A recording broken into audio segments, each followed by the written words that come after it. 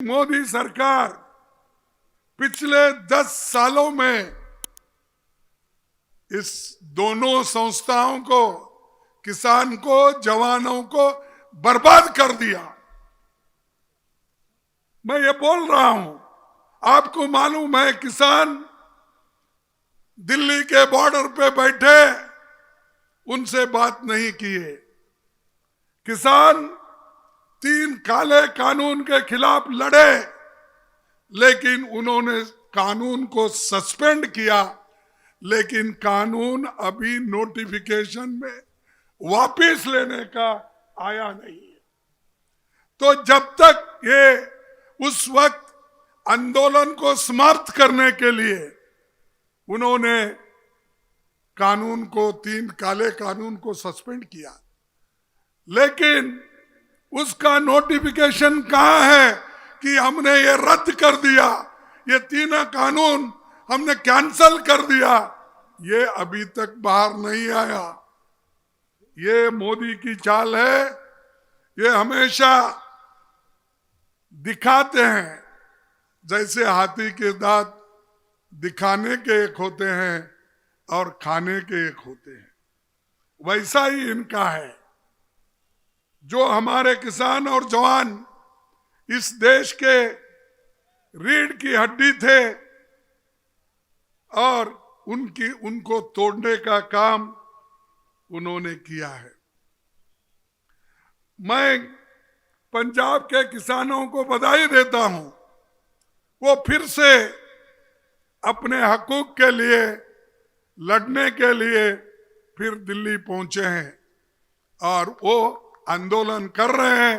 उनके आंदोलन के साथ सारे कांग्रेस पार्टी के लोग जुड़े रहेंगे कि एक तरीके से किसानों को खत्म करके बड़े बड़े कॉरपोरेट को जमीन देने का कानून उन्होंने लाया।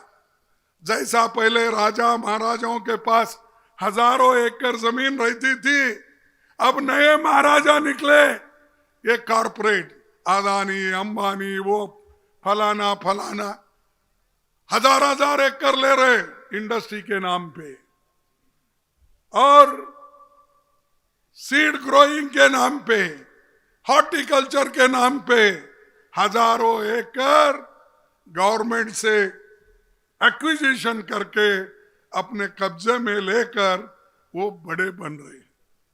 तो ये कानून को रद्द करने के लिए हम सब लोग पहले से लड़ रहे हैं, अभी भी लड़ेंगे और लड़ते रहेंगे जब तक ये रद्द नहीं होगा या इन्होंने नहीं करेंगे।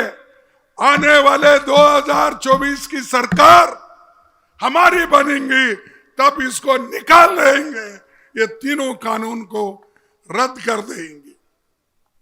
तो भाइयों, आपको ये मालूम होना चाहिए मोदी जी ने किसानों के लिए क्या कहा, आतंकवादी कहा, और उन्होंने आंदोलन जीवी, अरे जीने के लिए वो आंदोलन करते हैं, कुछ दिलाने के लिए नहीं, ऐसा किसानों के लिए उन्होंने कहा। क्या ऐसे पार्टी को पंजाब में वोट मिलेंगे, वोट देंगे? और बहुत से लोग किसानों के नाम पे आते हैं, धर्म के नाम पे आगे बढ़ते हैं, लेकिन वो कुछ नहीं कर पाते, सिर्फ वोटों के लिए अपनी बात कहते हैं। भाजपा सरकार किसानों को एक तरफ बर्बाद की और उसके बाद में जवानों को भी बर्बाद की, और उन्होंने नया स्कीम लाया। क्या स्कीम लाया? वो हमारे 4 साल का स्कीम है ना भाई, अग्निवीर। अग्निवीर का स्कीम लाया 4 साल के लिए, और उसके बाद 4 साल के बाद क्या करना, कहां जाना? अपनी जवानी इसमें खोते हैं, अपनी जवानी इसमें लगाते हैं 4 साल में, तो उसके बाद अग्निवीर खत्म और जो रेगुलर रिक्रूटमेंट होता था उसको उन्होंने बंद कर दिया। 30% जगह डिफेंस में खाली है, 30% पैसा भी उन्होंने कम किया है।